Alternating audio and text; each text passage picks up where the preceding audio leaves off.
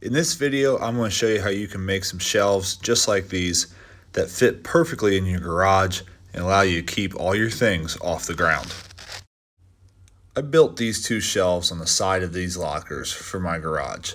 Then I decided that this would make a good video for my channel, so I'm going to record myself making the next two shelves that go on the opposite side of these lockers, between the lockers and this wall. The first thing you want to do is you want to measure the space that you're trying to build a shelf for. For this side of this locker, between the locker and the wall, my shelf is going to be 19 inches wide by 15 inches deep. I need to take these measurements with me over to my miter saw and cut up some 2x4s. I cut up my lengths and my widths so that way I can build a box.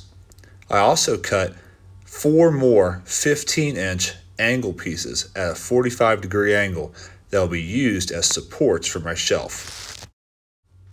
Let's start by building the frame of the shelf with 2 of our length pieces and 2 of our width pieces. Dry fit them on a nice workbench or level surface, just like it's a box. Then take some reliable clamps and clamp them together. Once your box is clamped together, take some 3-inch wood screws and screw the frame together.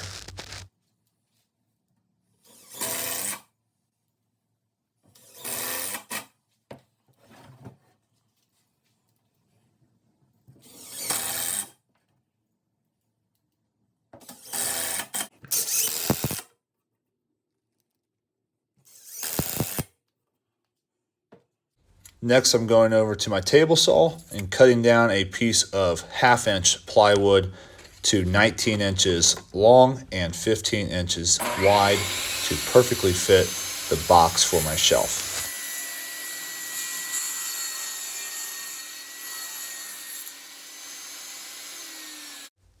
Go ahead and take that cut plywood and screw it down onto the top of your frame.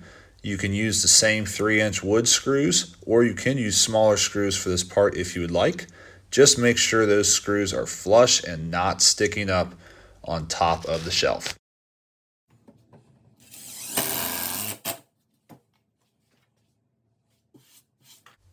Next, let's take these 45-degree angle pieces that we cut and add them to the bottom of the shelf.